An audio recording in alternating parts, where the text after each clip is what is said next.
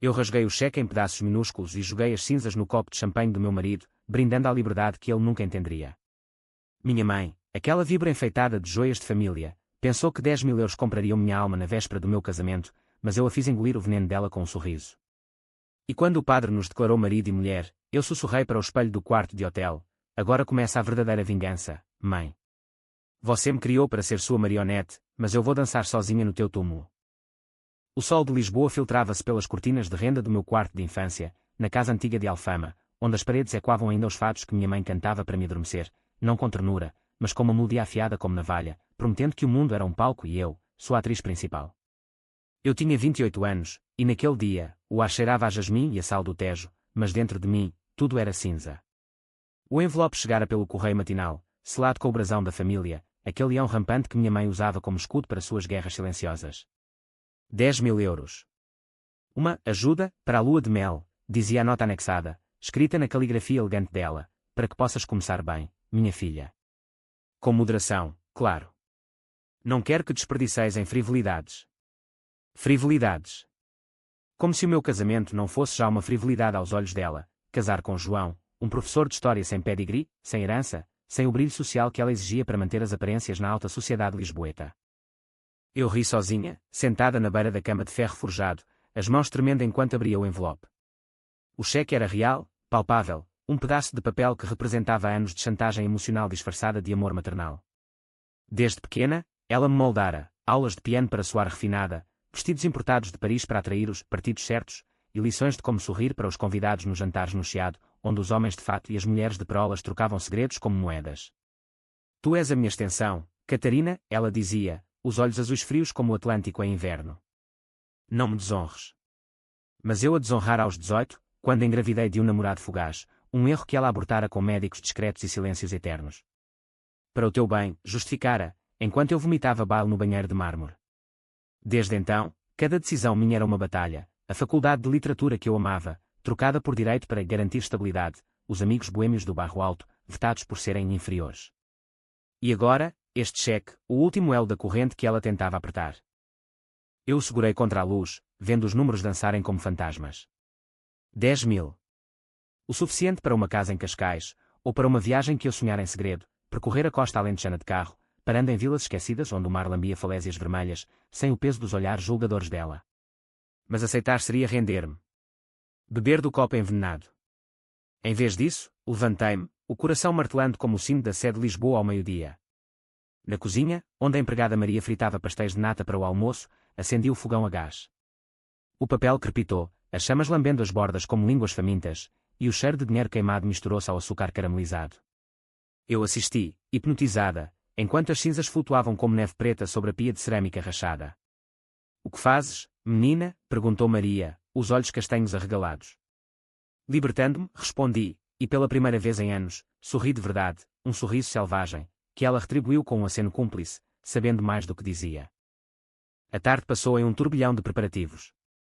O vestido de noiva, branco como as velas de um barco de pesca no Douro, fora escolhido por ela, clássico, Catarina, nada de extravagâncias modernas, mas eu alterar em segredo com a costureira do bairro, um decote mais ousado, uma fenda na saia que sussurrava rebelião a cada passo. João chegou às 5, o cabelo desgrenhado pelo vento do rocio, carregando uma garrafa de vinho do Dão que comprara em uma taberna escondida. Para brindar à nossa prisão voluntária, brincou ele, beijando-me a testa. João era o oposto dela, alto e magro, com mãos calejadas de folhear livros antigos na Torre do Tomo, olhos verdes que viam o mundo como um mapa de tesouros perdidos.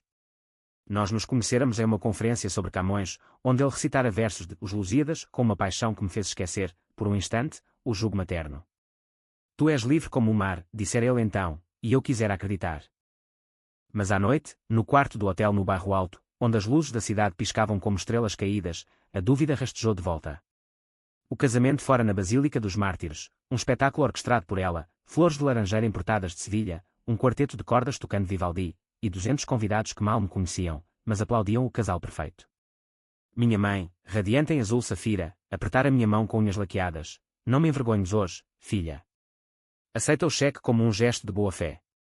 Eu assentira, o estômago revirando, e durante a recepção no terraço com vista para o castelo de São Jorge, misturar as cinzas no champanhe dele quando ninguém olhava. Ao nosso futuro, brindáramos, e João engolira sem notar o amargor. Agora, sozinhos, ele dormia ao meu lado, o peito subindo e descendo em ritmo calmo, enquanto eu velava, o fogo do fogão ainda queimando na minha mente. Porque o destruíra? Não por dinheiro, João e eu tínhamos o suficiente para um apartamento modesto em Belém, perto do mosteiro onde sonhávamos criar filhos que lessem contos de fadas sem correntes. Não, era pela raiva acumulada, uma represa que transbordava. Minha mãe não era uma vilã de novela, era pior, uma manipuladora sutil, que usava o amor como arma. Lembrei-me da vez em que, aos 22, eu quisera viajar para o Brasil sozinha, seguir as pegadas de minha avó paterna, uma mulata de Salvador que fugira para Lisboa com promessas de amor. Absurdo, decretara ela. Tu és de sangue nobre agora. Esquece essas raízes sujas. E me trancar em casa por um mês, com visitas de tias fofoqueiras que cochichavam sobre a herdeira rebelde. Eu cedera, como sempre, mas o ódio fermentara, lento como vinho envelhecido nas caves do Porto. Naquela noite de núpcias, rolei na cama de lençóis engomados, o corpo de João quente contra o meu, mas minha mente vagava para o amanhecer. Amanhã, ela viria cobrar o cheque, deposita-o logo, para eu saber que estás segura, e eu diria a verdade, com o veneno dela ainda nos meus lábios. Seria o início da guerra. Não com gritos ou escândalos públicos, que ela dominava como uma rainha, mas com silêncios cortantes, ausências calculadas, verdades reveladas em sussurros para os ouvidos errados. Eu a faria duvidar de si mesma, questionar o império que construíra sobre minhas costas. Porque o verdadeiro drama não está nos atos grandiosos, mas na erosão lenta da alma, e eu, Catarina, a filha obediente, tornara-me a erosão encarnada. O sol nasceu sobre Lisboa como uma ferida aberta, tingindo o céu de laranja e rosa, e eu despertei com o som distante de um acordeão no bairro. João murmurou algo sobre café da manhã no Café à Brasileira, mas eu já planejava o telefonema. Peguei o telemóvel, os dedos frios apesar do calor úmido do quarto. Mãe, diria, a voz doce como mel de rosmaninho. O cheque. Houve um acidente. E então, o silêncio dela, aquele vazio que eu aprenderia a preencher com mentiras afiadas. Mas antes, beijei João, sentindo o gosto residual das cinzas na minha língua. Vamos fugir para o Alentejo, propus, e ele riu, achando que era brincadeira. Não era. Era o primeiro passo da minha vingança, construir uma vida longe das garras dela, tijolo por tijolo, até que o castelo desabasse. Dias se transformaram em semanas, e o cheque queimado tornou-se o fantasma que nos unia. Instalámos-nos em um apartamento alugado em Belém, com vista para o rio, onde as caravelas de Vasco da Gama pareciam velas rasgadas pelo vento. João voltara às aulas na universidade, debatendo impérios perdidos enquanto eu, pela primeira vez, inscrevi-me em um curso de escrita criativa, não direito, não piano, mas palavras livres, que sangravam na página como vinho derramado. Minha mãe ligava todos os dias: onde está o talão de depósito, Catarina? Preciso de provas. Eu inventava desculpas, o banco em greve, o correio atrasado, um erro no número da conta, e cada mentira era um corte superficial na armadura dela. Ela começava a soar impaciente, a voz fina como fio de arame: estás a testar-me, não estás? Lembra-te de quem te deu tudo. Tudo. Essa era a grande ilusão. Ela me dera roupas, educação, contatos, mas roubara a minha voz, o meu fogo interior. Lembrei-me da avó, aquela sombra na família, Rita, a brasileira que dançava samba nas noites de Alfama até os vizinhos reclamarem, que cozinhava feijoada com temperos picantes que faziam os lisboetas tossirem. Minha mãe a odiava, chamava-a de a selvagem, e esconder as fotos, os diários, tudo que pudesse me ligar àquela herança inapropriada. Mas eu encontrara escondido no sótão da casa de Alfama, durante uma visita forçada, páginas amareladas, cheias de rimas em português misturado com gírias baianas, falando de amores proibidos e mares revoltos. A liberdade é um mar sem fim, filha, escrevera ela. E ali, lendo à luz de uma lanterna, eu jurara resgatar isso, não para ela, mas para mim.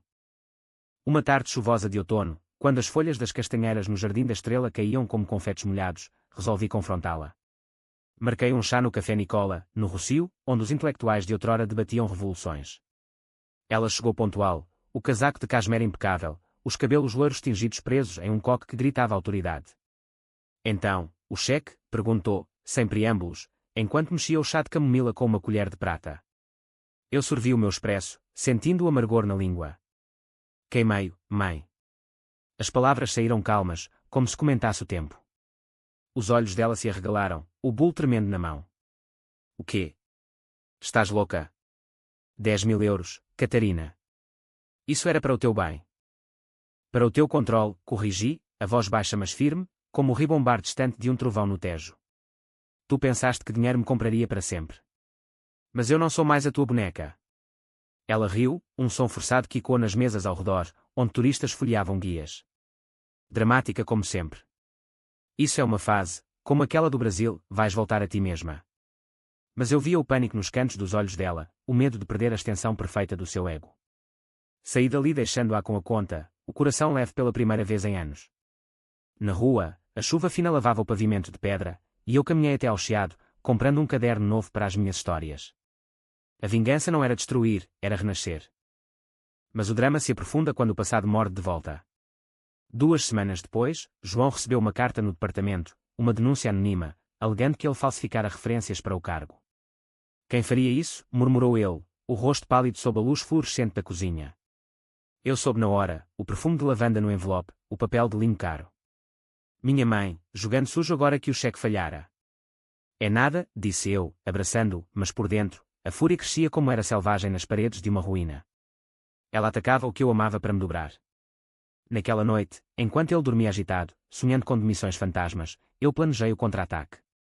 Não com ódio cego, mas com precisão cirúrgica, revelar os segredos dela, aqueles que ela enterrara como corpos em vales alentejanos. Comecei devagar.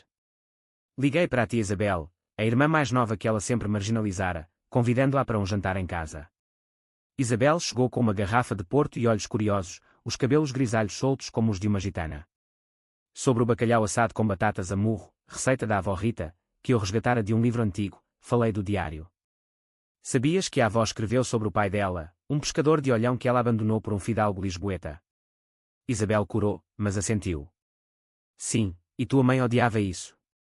Dizia que manchava o nome da família. Eu ri, servindo mais vinho. Pois eu vou publicá-lo. Uma história de amor verdadeira, sem máscaras. Os olhos dela brilharam, vingança compartilhada, afinal. A semente plantada, espalhou-se. Publiquei trechos no meu blog anónimo, Vozes Esquecidas de Lisboa, descrevendo uma mulher forte que navegava oceanos emocionais, deixando pistas que só os atentos ligariam à nossa linhagem. Minha mãe ligou furiosa, estás a espalhar mentiras. Isso é calúnia. Não, mãe. É verdade. A tua verdade, que tu escondeste. Ela desligou, mas eu ouvi o tremor na voz, o primeiro sinal da rachadura. Enquanto isso, João foi absolvido, a denúncia, infundada, evaporou como neblina matinal. Ele nunca soube o porquê, e eu guardei o segredo, deixando que o amor nos envolvesse como as ondas do mar em Ericeira. O inverno chegou com ventos do norte, carregando o cheiro de castanhas assadas pelas ruas de Lisboa. Gravidez confirmada, um teste de farmácia, 2 linhas rosas que mudaram tudo. João chorou de alegria no banheiro apertado, beijando minha barriga ainda plana. Um mini historiador, brincou. Mas eu via o fantasma dela pairando, ela saberia, através de tias fofoqueiras, e usaria isso como nova alavanca. De fato, o convite veio, Natal na casa de Alfama, para celebrar a família. Fui, o ventre escondido sob um suéter folgado, o coração uma armadilha armada. O jantar foi um teatro, peru recheado com amêndoas, vinhos do Douro, e conversas superficiais sobre política e escândalos sociais. Minha mãe, radiante, tocava o piano, uma sonata de Beethoven que enchia o ar de melancolia disfarçada. Depois do pudim de ovos, quando os convidados se dispersaram para o terraço fumar charutos, eu a encurralei na biblioteca, cercada de tomos encadernados em cor que cheiravam a mofo e segredos. Parabéns pela gravidez, disse ela, os olhos fixos no meu ventre. Agora precisas de estabilidade. Eu posso ajudar com a educação da criança, um fundo, talvez 20.000. O cheque novo, implícito. Ri, um som baixo e perigoso. Não, mãe. Eu sei do teu affair com o Dr. Almeida, o advogado que ajudou com o meu aborto. As cartas que guardaste no cofre do banco. Publico tudo se tentares interferir. Seu rosto empalideceu, as veias no pescoço pulsando como cordas de viola. Como? Eu tenho os meus métodos. Como tu tens os teus. Saí deixando-a ali, sozinha com os livros que nunca lera, o império dela tremendo nas fundações. A primavera brotou com flores de jacarandá roxas forrando as calçadas do Parque Eduardo VII, e minha barriga cresceu como uma promessa. O blog explodira, leitores de todo o país comentavam A Mulher do Mar, inspirando debates em cafés do Porto e em fóruns online. Minha mãe, isolada, parou de ligar, mas as cartas chegavam, cheias de súplicas veladas, pensa na criança. Na família. Eu as queimava, uma por uma, no mesmo fogão da cozinha de Belém, as cinzas misturando-se ao vento que soprava do rio. João, alheio ao vendaval, Preparava o quarto do bebê com mapas antigos nas paredes, sonhando com viagens que faríamos juntos, para o Brasil, talvez, para honrar as raízes que eu resgatava. Mas o clímax veio no verão, sob o sol escaldante de Évora, onde fomos para um retiro familiar que ela insistira. O Alentejo era terra de cortiçais infinitos, de vinhos robustos e silêncios profundos, onde o passado sussurrava nas pedras romanas. Alugámos uma quinta branca com oliveiras centenárias, e lá, à mesa de carvalho sob as estrelas, ela apareceu, magra, os olhos fundos como poços, o orgulho rachado. Eu errei, Catarina, disse, a voz rouca como fado mal cantado. O cheque era medo, não controle. Medo de te perder como perdi a minha mãe. Pela primeira vez, vulnerabilidade, a dela, não a minha. Chorei, não por perdão, mas por pena. Ela era prisioneira do mesmo ciclo, moldada por uma avó que a sufocara com expectativas. Perdoei-a, em parte. Não com abraços efusivos, mas com uma trégua, visitas sem chantagens, histórias compartilhadas sobre Rita. O bebê nasceu em setembro, um menino com olhos verdes como João e pele morena como a avó esquecida, chorando alto no hospital de Santa Maria. Minha mãe veio, hesitante, e segurou com mãos trêmulas, lágrimas escorrendo no lençol branco. Ele é perfeito, murmurou. Como tu.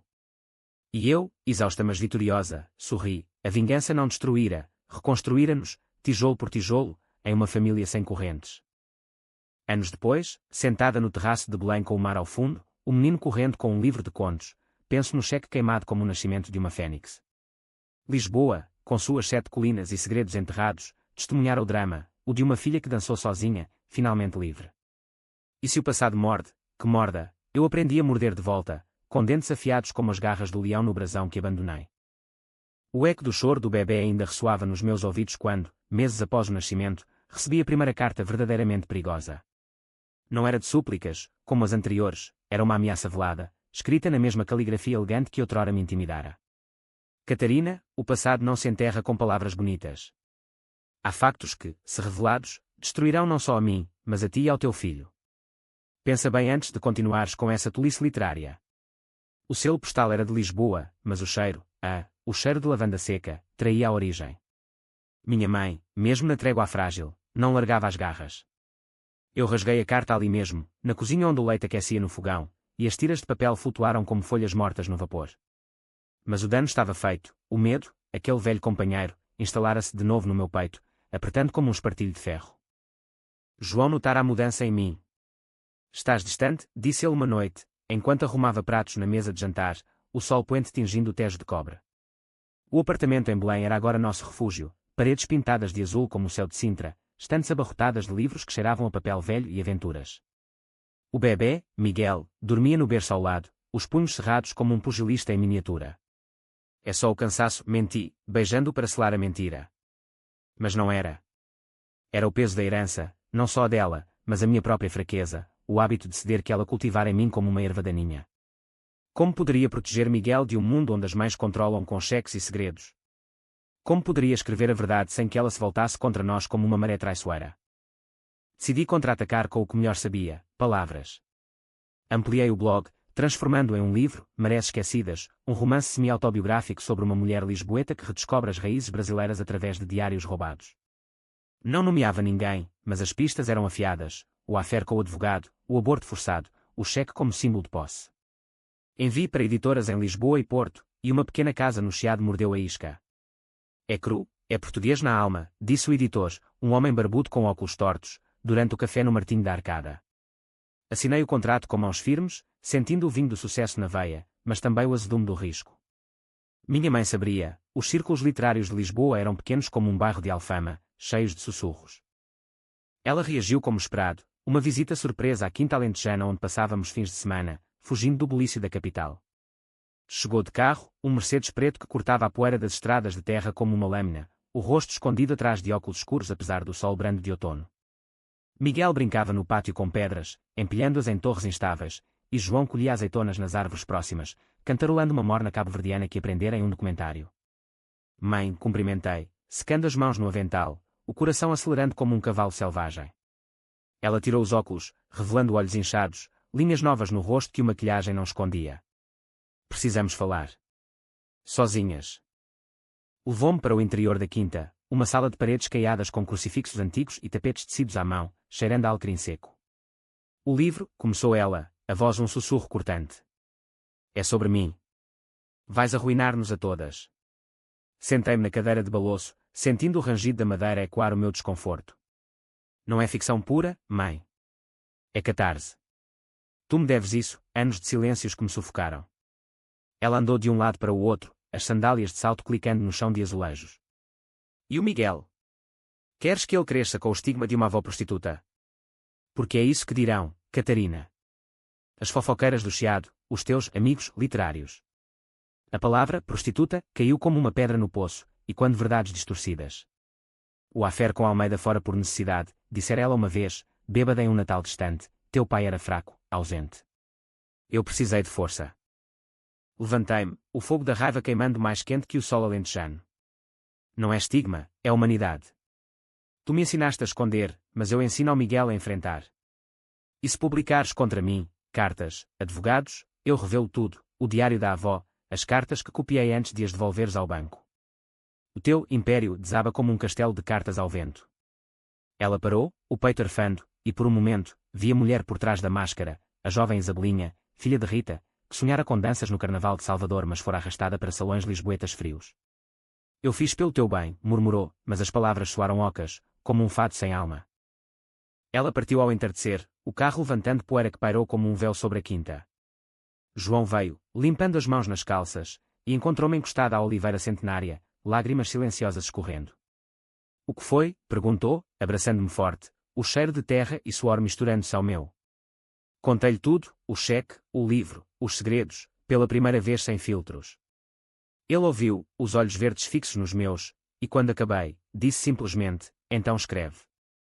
Nós enfrentamos o maré juntos. Naquela noite, sob o céu estrelado do Alentejo, fizemos amor na rede do pátio, o corpo dele num corredor seguro, e jurei que a vingança seria coletiva agora, não só minha, mas nossa. O lançamento do livro foi a uma livraria estreita no Bairro Alto, com prateleiras que subiam até o teto como videiras selvagens, o ar carregado de cheiro de tinta fresca e café forte. 50 pessoas lotaram o espaço, amigos de João da universidade, leitores fiéis do blog, e curiosos atraídos pelo buzz nas redes sociais.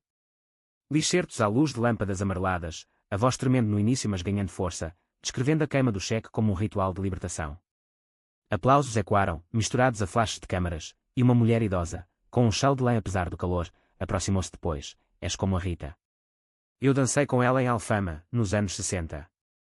Ela teria orgulho. Lágrimas picaram meus olhos, era a conexão que minha mãe negara. Mas o preço veio rápido. Revistas de sociedade publicaram retratos, a herdeira rebelde ataca a matriarca, escândalo em família nobre. Minha mãe, em uma entrevista ao Correio da Manhã, negou tudo com dignidade gelada, arte é ficção, não realidade. Minha filha tem imaginação fértil. Mas os sussurros espalharam-se, jantares cancelados, convites recusados. Ela ligou uma semana após, a voz quebrada, perdi tudo, Catarina. Os amigos viraram as costas. É isso que querias? Hesitei, o telefone quente na mão, Miguel choramingando ao fundo. Não vingança, mãe. Justiça. Mas se quiseres, há espaço para recomeçar, sem cheques, sem controlo. Ela veio à livraria dias depois, sozinha, um cachecol escondendo o rosto. Comprou o livro, folheou em um canto escuro, e deixou um bilhete na página da dedicatória, para Rita, que nos salvou a ambas. Foi o começo de uma ponte frágil, construída sobre ruínas. Enquanto isso, eu escrevia o segundo livro, agora com Miguel no colo, as palavras fluindo como o Tejo em maré alta. A dor da mãe era real, mas a minha liberdade era maior, e nisso, o drama encontrava paz, não no ódio eterno, mas na redenção tardia. O outono trouxe chuvas persistentes a Lisboa, transformando as ruas em rios de pedra reluzente, e com elas, a primeira rachadura na minha armadura recém-forjada. Miguel, com seus 8 meses, apanhara uma constipação que o deixava febril e inquieto, chorando noites adentro como um lamento de fado. João e eu revezávamos-nos em vigílias, o apartamento em Belém um casulo de cansaço e amor exausto, iluminado por uma lâmpada de cabeceira que projetava sombras dançantes nas paredes. Foi numa dessas noites, com o bebê finalmente adormecido no meu peito, que o telefone tocou, número desconhecido, mas o código de área de Lisboa gritava familiaridade.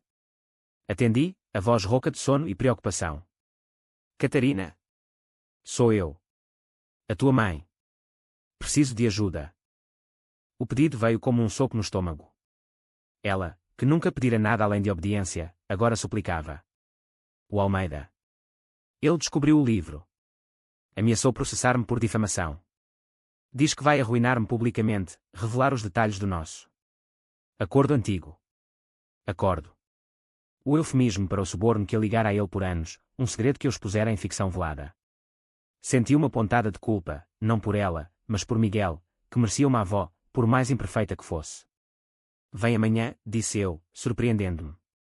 Traz os papéis. Veremos o que fazer. Ela chegou ao amanhecer, o carro estacionado torto na rua estreita, o rosto pálido sob o chapéu de feltro molhado pela chuva. João preparara café forte e pastéis de nata quentes, seu jeito silencioso de acolher sem julgar. Sentámo-nos à mesa da cozinha, papéis espalhados como folhas de outono, cartas antigas, contratos rasgados, e-mails ameaçadores de Almeida. Ele quer dinheiro, explicou ela, as mãos tremendo ao virar as páginas. 50.000, ou vai para a imprensa com tudo, o aborto, os cheques, a família. Olhei para João, que assentiu imperceptivelmente, éramos uma equipa agora. Eu sou advogada, mãe. Deixa-me ver. Mergulhei nos documentos, o cheiro de tinta e perfume dela misturando-se ao aroma doce dos pastéis, e tece uma contra-arma, uma carta de cessar e desistir, ameaçando contra processos por assédio, com provas das manipulações dela que eu guardara como munição. Enquanto trabalhava, observava-a, os ombros curvados, as unhas roídas, sinais de uma mulher que, pela primeira vez, enfrentava o vazio da solidão. Por que não me disseste antes? Perguntei, sem erguer os olhos. Ela hesitou, olhando para Miguel no parque infantil ao lado, balançando um urso de pelúcia. Orgulho, Catarina. O mesmo que me fez queimar as cartas da tua avó. Eu quis proteger-te do caos, mas criei o maior. As palavras pairaram, pesadas como a umidade do ar. Pela primeira vez, via-a não como vilã, mas como vítima do mesmo ciclo. Rita fugira para a liberdade, mas deixara feridas que minha mãe salvara com rigidez, e eu herdara com rebelião.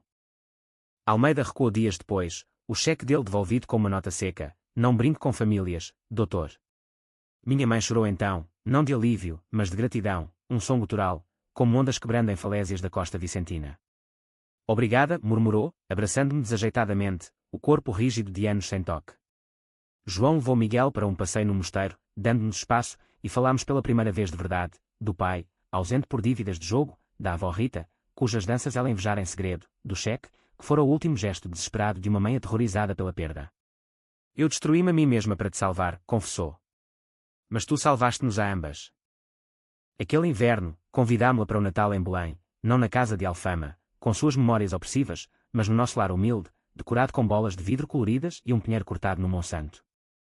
Ela chegou com presentes, um mobile de conchas do Algarve para Miguel, e para mim, um diário novo, encadernado em cor com o brasão da família riscado, simbolizando o fim das correntes.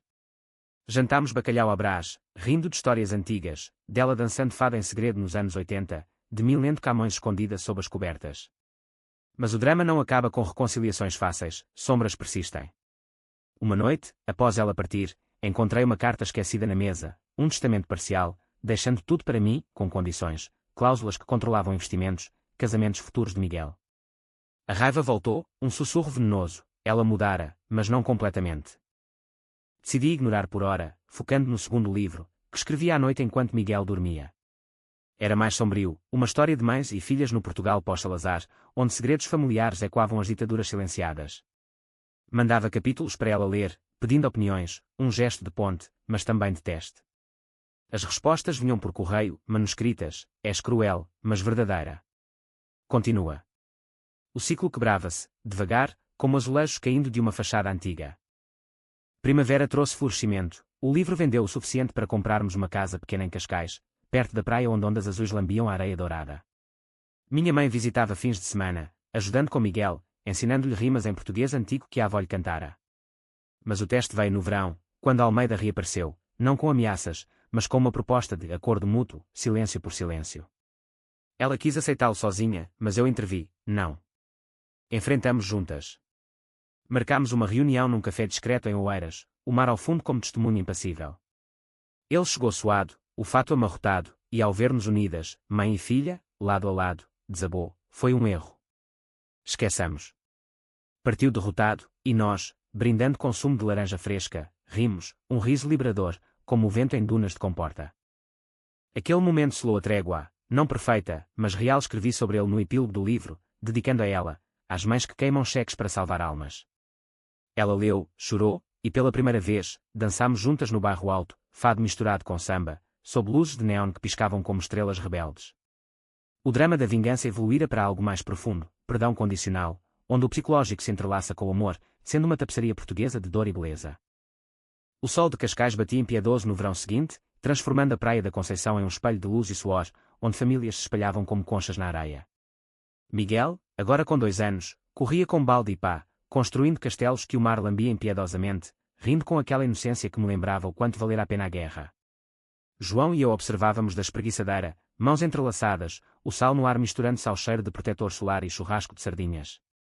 Minha mãe juntara-se a nós, um milagre recente, sentada sob um guarda-sol com um livro meu na mão, os óculos de sol escondendo olhos que ainda carregavam sombras. Ele é como tu era, comentou ela, apontando para Miguel que enterrava os pés na areia. Teimoso, mas com coração grande. Aquele verão marcava 2 anos desde a queima do cheque, e a vida fluía como o Atlântico, imprevisível, mas revigorante. O segundo livro fora um sucesso modesto, levando a palestras em feiras literárias de Coimbra e Évora, onde mulheres de todas as idades me paravam para sussurrar, obrigada por dizer o que eu não ousava. Minha mãe assistira a uma, no Teatro Nacional de Lisboa, aplaudindo do fundo da plateia, um gesto que valia mais que qualquer herança. Mas o psicológico, esse não se rende fácil. Noites em que acordava suando, sonhando com o fogo devorando não o papel, mas a cara dela, dias em que via nela não a aliada, mas a manipuladora antiga, e o perdão vacilava como uma vela ao vento. O gatilho veio em agosto, durante uma viagem à Serra da Estrela, onde o ar fresco de pinheiros e pastagens nos prometia escape do calor citadino. Alugámos uma casa de pedra e manteigas, com lareira e vistas para vales verdejantes, e convidámos a família toda, João, Miguel, minha mãe, e até tia Isabel, que chegara de carro do Porto com histórias de vinhos e netos. Os dias foram idílicos, caminhadas por trilhos onde ovelhas tilintavam sinos, piqueniques com queijo da serra e broa de milho, noites à volta da fogueira contando lendas de lobos e moras encantadas. Mas na terceira noite, após Miguel adormecer exausto de brincar em riachos gelados, a conversa virou para o passado, inevitável como a geada matinal. Estávamos na varanda, o fogo crepitando atrás de nós, copos de vinho tinto do Dão aquecendo as mãos. Tia Isabel, sempre a provocadora, perguntou, e o teu pai, Isabel? Ainda pensas nele? Minha mãe enrijeceu, o copo parando a meio caminho dos lábios. Ele era um fraco, respondeu secamente. Deixou-nos por dívidas e uma amante em Setúbal. Mas eu sabia mais, das cartas que lera em segredo, anos antes, o pai não fugira, fora expulso por ela, após descobrir o affaire com Almeida. Não foi bem assim, mãe, disse eu, a voz calma mas afiada. Ele quis voltar, mas tu usaste o advogado para o intimidar. Como usaste comigo. O silêncio caiu pesado como neve fresca, quebrado só pelo crepitar da lenha. Ela virou-se para mim, os olhos flamejando à luz do fogo. E o que queres? Desenterrar cadáveres para quê? Estamos bem agora. Tia Isabel interveio, a voz suave, talvez para curar, mana. Eu perdoei a Rita por me abandonar, tu podes perdoar-te. Mas minha mãe ergueu-se, o copo derramando vinho como sangue na pedra. Perdoar-me?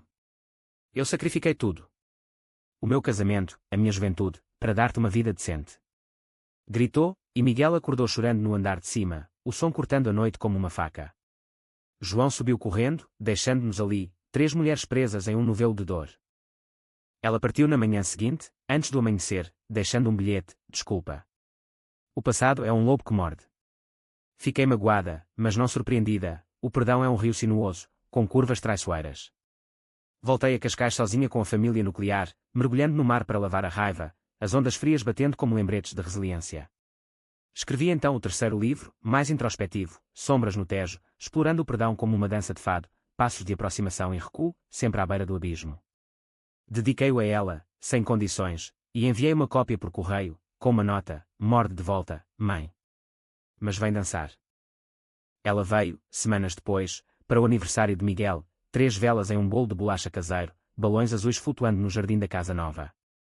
Trouxe um presente inesperado, uma caixa de madeira entalhada, contendo as cartas originais do pai, que ela guardara como penitência. Lês, disse, a voz trêmula. Ele amava-te, à sua maneira falha. Abracei-a então, sentindo os ossos frágeis sob a blusa de linho, e chorámos juntas, o sal das lágrimas misturando-se ao do mar próximo. João observava, sorrindo, enquanto Miguel soprava as velas, desejando mais aventuras. O outono trouxe calmaria, mas o drama psicológico aprofunda-se em camadas. Comecei terapia, não por fraqueza, mas por força, sessões em um consultório em Estoril com vista para o oceano, onde falava do cheque como símbolo de uma ferida maior, o medo de repetir ciclos com Miguel. Minha mãe juntou-se a uma sessão, hesitante, e ali, sob o olhar neutro da terapeuta, desfiámos o novelo. Ela admitiu o medo de abandono herdado de Rita, eu confessei o ódio que mascarava amor. Somos portuguesas, disse a terapeuta, sorrindo. Feitas de saudades e fados. Mas podemos reescrever o refrão. O ano terminou com uma viagem ao Brasil, o sonho realizado, bilhetes pagos com royalties do livro. Chegámos a Salvador sob um céu de tormenta, o ar pesado de umidade e ritmos de atabaque distantes. Minha mãe veio, o passaporte novo na mão trêmula, e caminhámos pelas ruas de Pelourinho, onde Rita nascera. Visitámos a casa dela, agora um museu modesto, e dançámos samba na praça, ela desajeitada mas rindo, o corpo soltando anos de rigidez. Miguel, no colo de João, batia palmas, olhos arregalados para o carnaval eterno. É isto a liberdade, sussurrei para ela, e ela assentiu, lágrimas brilhando como conchas na areia.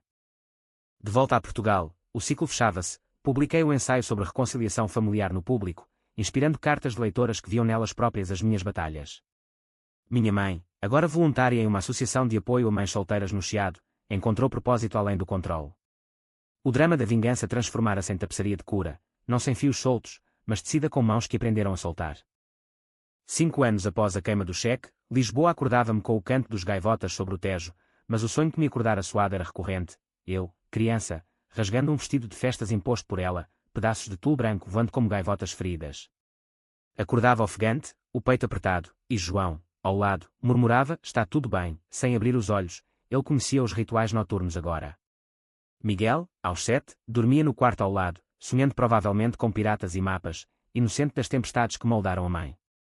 A casa em Cascais era um porto seguro, jardim com limoeiros que davam frutos doces, uma biblioteca onde eu escrevia à luz da manhã, e uma horta pequena onde plantávamos tomates e ervas, raízes na terra como metáfora da nossa cura. Mas o psicológico, esse abutre paciente, voltava a bicar. Minha mãe, agora aos 65, mudara superficialmente, cabelos curtos e grisalhos, roupas soltas em vez de fatos armados, e um sorriso que chegava aos olhos. Visitava semanalmente, levando doces de um convento em Odivelas e histórias para Miguel sobre a avó aventureira que viajou ao Brasil. Mas em momentos quietos, via os tiques, o jeito como arrumava os livros na prateleira por cor, controlando o caos, o suspiro quando eu recusava um conselho sobre a escola de Miguel. És demasiado livre, dissera ela uma vez, meio brincando, meio séria. E eu rira, mas por dentro, questionava, livre até que ponto? O perdão era uma ponte, mas frágeis, sujeitas a ventos. O conflito reacendeu-se com o quarto livro, Herdeiras do Silêncio, uma coleção de contos sobre mulheres portuguesas presas em expectativas familiares, inspirados em cartas de leitoras.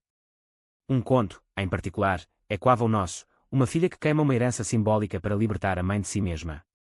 Enviei-lhe o rascunho, como ritual, e a resposta veio por e-mail, primeira vez, um sinal de modernidade relutante, é brilhante, mas dói. Muda o final, deixa a mãe vencer um pouco. Ri ao ler, mas o pedido irritou, ainda controlando a narrativa. Respondi, não, mãe. A verdade dói, mas cura. Discutimos por telefone, voz elevando-se como em uma ópera de verão no S. Carlos, até que ela desligou com um, estás a castigar-me para sempre. A culpa veio depois, misturada à raiva, o velho coquetel. Fui vê-la em Alfama, a casa antiga agora meio vazia, com quadros cobertos e o piano silencioso como um túmulo. Encontrei-a na cozinha, mexendo uma canja de galinha, os olhos vermelhos de choro recente. Sinto-me inútil, confessou, servindo-me uma tigela fumegante. Tu construíste uma vida sem mim, e eu. Eu sou o vilão do teu livro. Abracei-a, sentindo o cheiro familiar de lavanda e sabão, e disse, não vilã. Humana. E os vilões podem redimir-se. Falámos horas, desenterrando mais, o medo dela de envelhecer sozinha, o meu de repetir erros. Vamos coescrever algo, propus impulsivamente. Um diálogo entre mãe e filha. Ela hesitou, depois sorriu, um sorriso verdadeiro, como o sol rompendo nuvens no Douro. O projeto nasceu devagar, encontros em cafés do Rocio, cadernos partilhados com entradas alternadas. Ela escrevia sobre a rigidez como armadura contra a pobreza da juventude, eu, sobre a rebelião como fogo purificador. Miguel juntava-se às vezes, desenhando ilustrações infantis, mães e filhas de mãos dadas, com asas de gaivota. João editava, rindo das nossas discordâncias, vocês discutem como velhas lavadeiras no Tejo. O livro, Diálogos Queimados, tornou-se real, cru, catártico, vendido em feiras de livro onde mães e filhas paravam para folhear, lágrimas nos olhos. Mas o drama não poupa reviravoltas. No lançamento, em uma galeria no Cais do Sodré, com o rio ao fundo e jazz ao vivo, Almeida apareceu, grisalho, mas com o mesmo olhar predador. Parabéns, disse, erguendo uma taça de vinho verde. Mas cuidado, segredos têm caudas longas. Ameaçava indiretamente, aludindo a um documento sobre o pai, uma dívida não paga que poderia manchar o nome de todos. Minha mãe empalideceu, mas eu, fortalecida pelos anos, confrontei-o. Mostra-o, então. Ouçou-me. Ele riu, mas partiu sem insistir, o bluff de um homem que perdera o poder. Aquela noite, após o evento, fomos para a casa dela em Alfama, as 3 gerações, eu, ela, Miguel. Tocou piano pela primeira vez em anos, uma melodia suave de Chopin misturada com toques de bossa nova que aprendera no Brasil, dançámos na sala, pés pisando tapetes persas, rindo quando Miguel tropeçava nos nossos passos. Isto é a herança verdadeira, disse ela, ofegante. Não dinheiro, mas isto. E eu concordei, sentindo o peso do cheque evaporar como neblina.